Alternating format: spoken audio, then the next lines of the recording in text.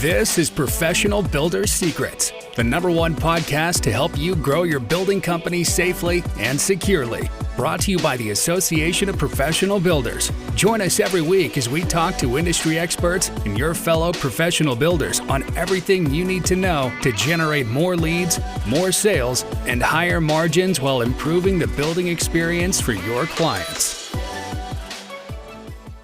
Hello, and welcome to the Professional Builder's Secrets podcast, a podcast by the Association of Professional Builders for building company owners, general managers, VPs, and emerging leaders. Here we discuss all things running a professional building company, from sales processes, financials, operations, and marketing.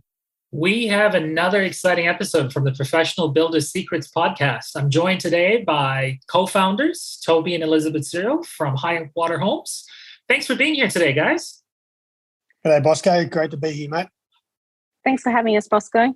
We're excited to have a chat with you tonight. Tell me a little bit about Highwater Homes. Yeah, Highwater Homes, we are a boutique custom home building specialist, and we're situated in a little town called Camden, which is about 45 minutes southwest of Sydney. We employ 11 staff within our team. That includes Toby and myself. And we've been operating for 10 years. We celebrated our 10-year anniversary September last year. Yeah, that's just a little bit of information about Highwater. Wasn't much of a celebration though with COVID. We wanted to celebrate, but I think that's on hold, isn't it, honey? We're planning on something this year, hopefully. So, any exciting big plans when everybody can actually celebrate again? Do you guys have any ideas of what you guys want to do? Yeah, we were thinking of maybe going on Sydney Harbour with our team and our trades and contractors. We currently just experienced the floods here in Camden, and I'm sure other builders around the state in Queensland have experienced the massive rainfall that we've had recently. So, yeah, hopefully the weather will settle down and we'll be able to look forward to some sort of celebration later in the year. Well, if you can allow me, let's take a walk down memory lane. Let's go back in time. And let's start off with how you got started in this industry and what made you choose this amazing journey. For me, Bosco, it all happened in the early 90s. Leaving school, I really didn't know what I wanted to do. So I ended up going to university and found that wasn't quite for me. So I came home one day after 6 months of uni and just came home to Dad and said, look, this is not for me, so I'm going to take a break and just work out what I want to do next year. And he said, well, what are you going to do for the rest of the year? I said, well, pretty much without using the same words, it was just stay at home and bludge off you. And he wasn't going to take a bar of that. So Dad got me in contact with a few colleagues of his, or not colleagues, but he was a businessman in Camden. So he knew some people, and one thing led to another, and I contacted a builder that he was associated with, and I laboured for him for 6 months. And then I actually went back to university after that first 6 months of labouring because I thought I'd give it a second go. So I tell people I've got 2 uni degrees. I didn't finish them, but I did start them. So I just found it wasn't for me to study. So I actually went back after 6 months the second time around at uni. I actually went back and started my trade with the builder, and then got my carpentry apprenticeship out of the way. And then worked for myself as a carpenter, worked on the Olympic site in Sydney in 1999 before the 2000 Olympics, and eventually found my way into supervising for one small local builder for about 6 or 7 years just to gain experience. And then from there into the 2011, we the seed was planted in about 2008. It took a little bit of time for us to get started, but by 2011, we had Highwater Homes up and running. First year of trading, 2011. So, and then the rest, as they say, is history.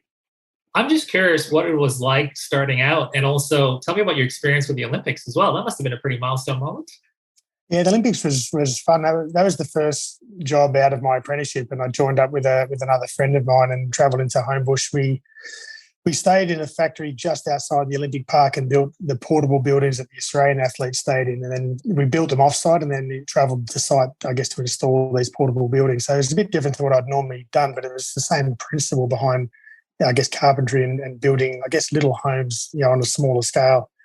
Quite interesting and really good, very busy, great to be a part of it. Such a one-off event. I know they'll come back again one day, but it was really, really, really good experience, especially first year out of my apprenticeship.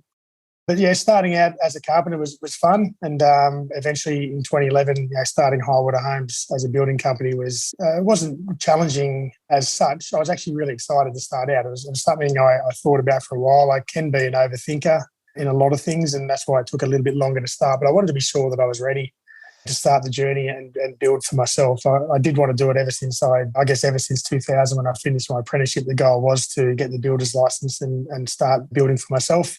But I knew it wasn't going to happen overnight. So it was fun. I really enjoyed starting out because I really did plan for it before 2011 and it took the small steps to get to where we are today. So at what point did you discover that you had landed on a value proposition for Highwater Homes? At what point did you both realize that this was not just a calling, but this was, a business opportunity that could grow as well over time? So in terms of a value proposition, we sort of set ourselves apart from the other builders. Camden's a small place, but there's a lot of builders within the market, and there's a lot of new building happening within our local area. Toby has always said that builders, they know how to build homes, but some of them do lack that service quality and that communication that they can offer clients. So one of our value propositions that we offer our clients is our communication. We make a promise to our clients that any messages or emails or that sort of thing are replied to within 24 hours. We have a 24-hour response time, and they really value that. They appreciate that we do that for them. We use a project management system, an online system for our clients. And again, a lot of builders do use this sort of system, but we get our clients involved in the system, so logged into the system right from the beginning. So right from our initial estimate proposals, so they can see how well this system works, right through to the building and the handover of the home to our clients. So that's something I think that sets us apart from other builders. Although other builders may have these online project management systems, they don't involve the clients in those as much as what they could. So we saw that as an opportunity and jumped on it. And our clients, they thoroughly enjoy being a part of that and using the online system, so they can keep track of what's going on with their home. They communicate with us, and it's an excellent system. It sounds like it's a pretty collaborative process as well, where the clients are part of that as well. What do you feel homeowners, especially the ones that are looking to start building their first home or their new home as well, what should they be aware of in today's climate and conditions as well? I mean, it develops over the years, Bosco. Like when we first started out, as Elizabeth was saying before, and just to elaborate that on that a bit further, is like we focus on the builders, on the experience, so not just building the home, but the experience of building the home. And that's what we found when we first came into the market, that clients weren't getting that. So we really do focus on the experience that the clients go through while they're building a home for 6 to 9 months, sometimes 12 months, depending on the size of the project.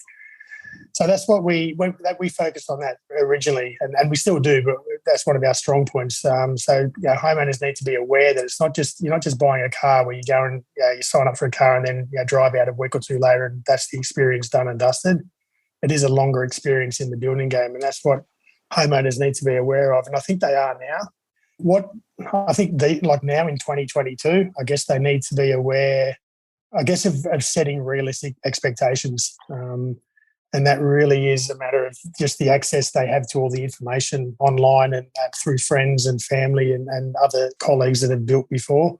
So I really try and we have high expectations. I think most builders do when they're building high quality products and delivering a service that clients enjoy going through. So I think clients just need to be aware that expectations don't base it off reality TV shows. Don't base it off what other people may have gone through or what they expect to go through. So timelines might be a bit different. Quality needs to be found by the builder, not so much them. A lot of homeowners think they just see something online, it must be good, but they've got to trust the builder. They're trusting us as the experts. So clients just need to let go, and it is hard to let go and let go of that control, but they've got to trust in the builder they choose to build their home and set those realistic expectations from the start. But it's also up to the builder to manage those expectations and let them know how the process will pan out. And I'm hoping that with the collaborative tools that you talked about in the systems, that does establish some trust because they're part of that process and they see that journey as well, going through the technology side of things. Talk to me a little bit about transformation. Obviously, you have changed the business from when you first started. It's changed and grown. What does that look like today? And if you look back, what was that pivotal point that you realized you were transforming the business? When we first started the business, we were operating from home. So we've got a study at the front of the house, and that was where all the operations and housekeeping and that sort of thing would happen. So all the planning would happen from our little study. We'd sometimes also meet clients in our study and even in our house, our living room. So we got to a point where we realised we had to divide work and home. So that was really important. Back then, it was just really Toby doing a lot of the work. I was doing some of the accounts and that sort of thing while I also worked part-time as a teacher. And I guess as we've transformed, we realised we needed to move the business out of home. So I think it was about 4 years ago, we made the big step into our own factory space in Smeaton Grange, which is just about a 10-minute drive from home, just outside of Camden. So that was a very positive move for us, being able to actually get in the car and drive to work each day. And I guess transformation also in terms of our team. So just the one-man show of Toby working within the business. We've now got a team of 11. So that's been a really big transformation as well. And I guess there's a lot of lessons that come with managing other people now and not having that home-based business as well. What was that like for the two of you, going from a home-based sort of environment to this office environment? Did it change the dynamic at all between the two of you, or was it sort of the same?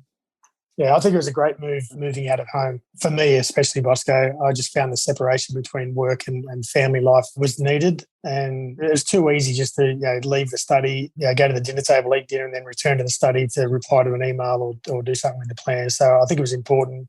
The timing was right. It might have been even a year or two too late. But not too late, but longer than what we would have wanted. But for me, it was good. And I'm sure Elizabeth thinks the same, where we actually leave home to go to work. And that sounds silly, but that's very important in our lives with 3 children that we've got. It was very convenient, 10 or so years ago when the kids were younger, because they'd get off the bus just down the road and walk home and we were there. Or we could walk down and pick them up and do what we needed to do with them. So in my life, Elizabeth may disagree, but it's been better for us moving out of home. Yeah, so we can have that work family life separation. And Elizabeth, tell us your version of the story now. This could be different. No, I do agree. Within the study where we were working, we're actually sitting a metre away from each other and working sort of 8 to 10 hours a day opposite each other. Sometimes we wouldn't even say a word to each other throughout the whole day, even though we're that close. So now we actually have our own offices, which is, I think, a good move. So we actually have a dividing wall between us, which is even better. So it just helps us to, I guess, define our roles as well. Although we are husband and wife and we also work together 5 days a week, it's important to have some separation. So, yeah, it was a very positive move. Just so you know, Bosco, that wall that's in place in our office now, that wasn't there originally. Elizabeth refused to come and work from the office unless that wall was in place to separate me from her. So I didn't know how to take that when she told me the wall must go in, but it's there and it works well. I think you just have to take it as a compliment at this point, right? I'm trying to. Tell me a little bit about the Association of Professional Builders. Obviously, you're one of the distinguished members and part of the coaching program, but how did your relationship with the group start off with the Association of Professional Builders?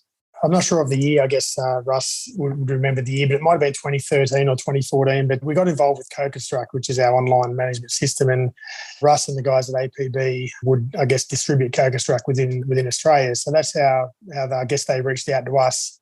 And just receiving some emails and information from Russ. And obviously I'm a very curious guy and I wanted to improve the business or see where we could improve, and just made sense to look further into it. So we joined them, I think it was in 2014, and they had some sales training programs that we enrolled. I think it was a 12-month program we enrolled into. And it was just the information that they gave us. And obviously it was a lot different for us back then, especially for me. Like I think I've heard a lot of podcasts you've done with the APB recently, Bosco, and a lot of people, we're good tradesmen. Like a lot of the blokes out there are good tradesmen, but we're not as good a business people as we can be, especially when we start out. But what the APB do is they turn us into business people. They won't tell us how to build a home and how to do the gyprocking and the painting and the plumbing. that's up to us to do. We've got to be the experts at that through all of our training or our previous training. But they focus on the business and they focus on building businesses only. There are a lot of other coaching companies out there that will be a general coaching firm, and they'll just take any old business on and give them, I guess, advice. I've never had any other organisations that I've been a part of. So I hold the APB in very high esteem. What they've done for us is amazing. What they've done for a lot of businesses is amazing. Just through teaching us business principles, I guess, directly related to building companies, they've had a massive impact on our business from when we first started to where we are now.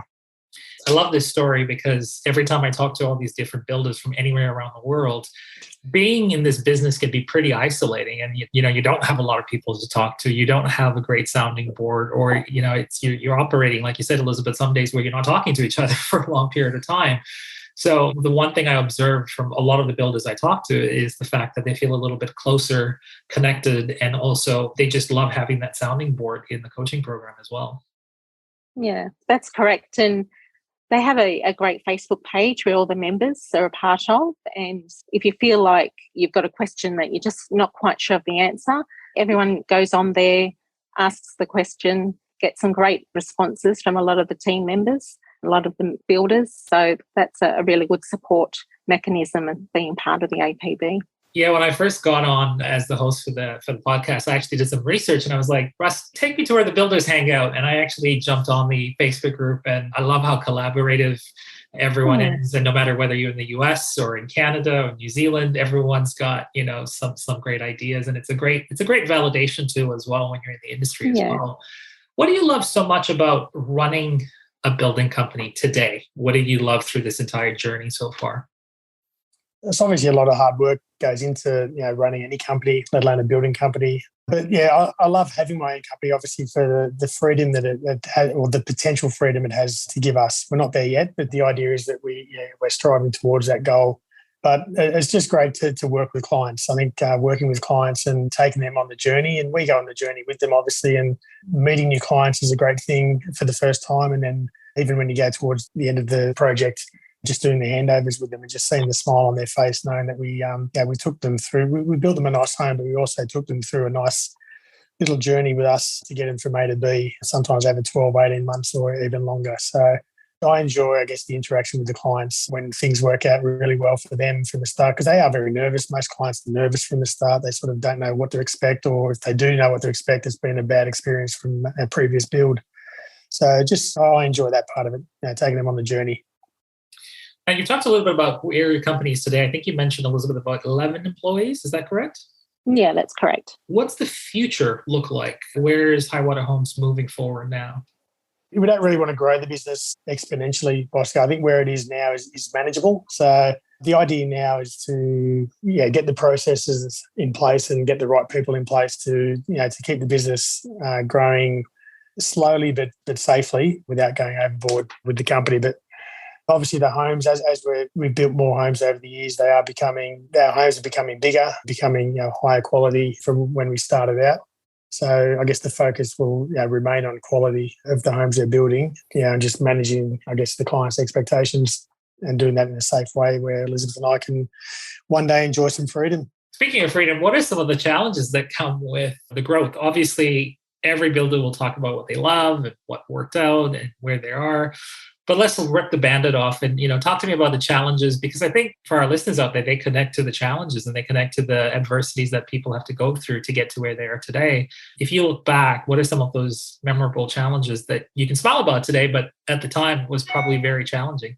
If I think about it from when I started, I guess the idea of delegating, Bosco, I found it hard. I still do, mind you. I don't want to say I've conquered that fear, but delegating roles to different people as the business has grown over the years, I've got to sort of get the right people involved to take the business to where it needs to go. So that's a challenge. It's an ongoing challenge of getting better at releasing the jobs that I do. So we've got 11 staff or 9 other staff. So obviously I have to give away some of the hats that I used to wear from when we first started. So that's definitely a challenge. And the people, even working with people and employing the right people is a challenge as the company grows. So I got a friend of mine who often talks about processes and people. And if you've got those two things in place, then you've got the good foundations of a strong business. So obviously the APB are great. They're teaching us a lot of processes that need to be in place. A lot of work goes into that. But I guess on the second point of getting the right people involved as well, which it can be a challenge sometimes. And I guess when you do find the right people, you've got to try and hang on to them because sometimes you get the right people and they want to fly the nest, I suppose, and start their own businesses, which is, you can't begrudge them that. But when you've got to replace them, that becomes a challenge as well. Let's talk a little bit about the future outlook. In my preparation for this interview as well, I noticed that there's a lot of talk about sustainability in the building process. I'm just curious to know where your thoughts are around sustainability and what does that mean to you? It is very important, I believe. I think Australia, when you talk about sustainability, is probably a bit behind the eight ball from a lot of other countries around the world. But I think what we find in Australia is, I guess, cost restrictions around sustainability and clients who want to do it and we want to promote it, but they're inhibited by the additional costs in there. But unfortunately, what they don't understand is their short-term costs as part of the building costs, I suppose, but the long-term benefits far outweigh the short-term costs of building sustainable homes. So we haven't promoted it as much as what we'd like. We've looked into it in the last 2 or 3 years, and it's one of our longer-term goals to sort of get involved with more sustainable homes and promoting the benefits to the clients and just getting involved that way. What do you think are the common struggles for builders in the industry today, especially with what you're noticing in your neck of the woods? I think in particular in today's market is the spiralling cost to build homes. That the increase in cost has been from a number of factors, particularly COVID. It's been a big one. There's lots of building going on at the moment, so supply of contractors is quite limited. Toby can probably verify in terms of the percentage of how much it costs now to build a new home, but we're getting price increases from our suppliers and our trades almost weekly from different suppliers. So we need to factor that in because we offer fixed price contracts to our clients. And sometimes before we sign a contract, it might be 3 or 4 months when we're actually doing the estimating and the pricing of the home. We need to factor in these costs that are coming across the desk each day. I'm sure that keeps you up at night too when you're guaranteeing a fixed price point and then all of a sudden, things start to change very quickly over time too. Yeah, it's not the best situation at the moment, Bosco, or the last 12 months with price increases from suppliers and trades. And it becomes tricky, but I guess going back to the APB, they've taught us a lot about financial figures and the important numbers. And without that knowledge that we have now, we probably wouldn't be in operation, knowing your figures and knowing what the correct, I guess, margins to apply to each job. Even though it's been a struggle the last 6 to 9 months with price increases and obviously us signing fixed price contracts, we've got to wear the brunt of a lot of the increases, which a lot of builders have. There are some clauses or some ways around it, but we haven't managed to do that as well as what we could have. But I guess our hands are tied contractually with that as well. So it's definitely a struggle going through that. But the idea is that we'll come out the other end. Without the APB's help over the years, we might have been one of those builders that won't come out the other end, but we know we will. We're confident we will come out the other end, and potentially there'll be a lot less, not a lot, but less builders in the market in, say, 12 months' time. What advice would you give the builders out there, both new and old, and what does success look like today? Advice to other builders, I guess the older ones don't like advice, but the younger ones don't either these days. Coming up with young kids, none of them like advice, do they? So, but the advice would be to take advice. Like we learned so much by joining a company like the APB. So the more that builders are willing to improve themselves, the better it is for the industry. And I've always had a saying, and Elizabeth has heard me say this 1,000 times, and Russ and the guys at the APB have as well, but they talk about a race to previously been a race to the bottom. Don't let it be a race to the bottom, let it be a race to the top. And it makes perfect sense. So it means that builders have to help each other. So don't close off any knowledge that you have just because, to your competitors. If they're doing well and they're quoting at the right margins and offering a good experience, and they may remain a competitor, but at least the expectations will be there from clients. So the advice, I guess, would be to open yourself up to advice, but also open yourself up to give advice to fellow builders as well. And Elizabeth, what's your measurement for success other than having a wall in between your office and Toby? I think happiness is important. So when, Toby and I are happy at the end of the day, it's been a successful day, because building homes for clients can be such a challenge at times, and with so many things to, can come in the way. So yeah, happiness. And I think also looking forward to more time out of the office. That's an ideal of success, I think, both for Toby and I. Yeah, having time out of the office and feeling confident to have time away from the office is, our idea of success.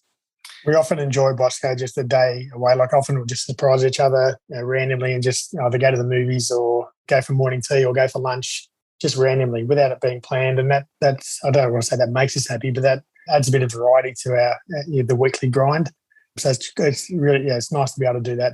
Not a definition of success, but at least it's a stepping stone towards, enjoying, I guess, a work-life balance. Yeah, I think spontaneity is the key to happiness sometimes as well. I've got a young British bulldog that reminds me about being present and not overworking myself as well. So I'm constantly reminded about that too. But I totally agree with you. I think at the end of the day, you've got to find those moments. You've got to find your happiness, those moments of happiness, right? Correct. I was going to ask you guys, where do you think the construction industry is going and evolving, especially in Australia? What's your perspective of it? Yeah, we went to a conference last week with the HIA, which is one of our organisations, and they sort of have a forecasted vision for the next 2 to 3 years, and they still think it's going to be okay. Like at the moment, I don't like using the word building boom, but I guess that's what we're in at the moment. A lot of people call it a profitless boom, which is a scary term. But I think the industry needs to just take care of itself and take a breath and just allow itself some time to find its feet again. I think with COVID, we sort of fought through the doom and gloom with COVID quite well as a building industry. Then with all the grants that came in from the government, it actually went too far the other way, whether this is the right word, but it's too busy at the moment and it's not sustainable. From that point of view, it can't last forever, and it won't. But unfortunately, the fear is that from this boom we're having now, it could be a bust. And we like to think it won't be that. I think the successful building companies will ensure they won't go from boom to bust, and they'll just hopefully get down to something more manageable. So I see the building industry sort of just flattening out over the next few years, but I don't think that's a bad thing. I think it's just, it can't keep going like this. It's just it's not right. People won't last in the industry, especially younger builders. I feel for the younger builders if they're coming through now and thinking, oh, wow, how good is this? And then maybe in 6 months' time or 12 months' time, it's bang, it's going to be a lot different. And they'll it'll either wear them out or it'll spit them out the other end and won't care for where they land. It'll just be, it gets a bit too hard. So I hope it just settles down to something a bit more manageable in the next few years. Well, I could chat with you guys for hours, but I think it's been a very insightful interview and we'd love to have you back again. But I do have one final question for both of you. And I think both of you have given me an insight of where you are today and what you're focusing on, what the future looks like. So I'm going to go back to the past and I'm going to ask both of you to go back in time. What advice would you give a younger version of yourself? And I'd start with Elizabeth. Looking back at your illustrious career as well, what advice would you give yourself? And Toby, that question will go to you too. Yeah, I think having more confidence in myself and my ability. I'm a trained teacher, so I didn't have a vision of working in a building company when I started teaching or even when we sort of had our kids. Something I sort of just fell into and learnt the ropes and found my way. So I think a younger version of myself, have confidence to step outside of my comfort zone and be open to new ideas. That's something Toby is always telling me, be open to new ideas. It's okay if things don't work out, but at least you give them a go. So I think that would be my advice to my younger self. And Toby? In a very brief statement, Bosco, I'd probably say perfection is not achievable. So don't go to bed or don't wake up each day thinking you're chasing perfection. It's never going to come. So put that to bed and maybe not set the bar lower, but just have those expectations where you'll still do everything as to the best of your ability. Perfection is not there to be sought after. So I think that'll take away not a lot of the stress, but obviously when you're setting the goals, you still want the goals to be high, but you've got to make sure they're realistic as well. Yeah, and I guess look out for everyone else in your life and take advice as early as you can to learn the proper process and take everything on board. Well, I really appreciate both of you making the time to trying something new with me as well and joining us today. We'd love to have you back again. And thank you so much for your time. Thanks a lot, Bosco. Thanks for your time, Bosco. Cheers. Thank you for listening. Remember to subscribe to Professional Builder Secrets on your favorite podcast platform and leave a review. To learn more about how the systems at the Association of Professional Builders can help you grow your building company, visit associationofprofessionalbuilders.com. See you next time.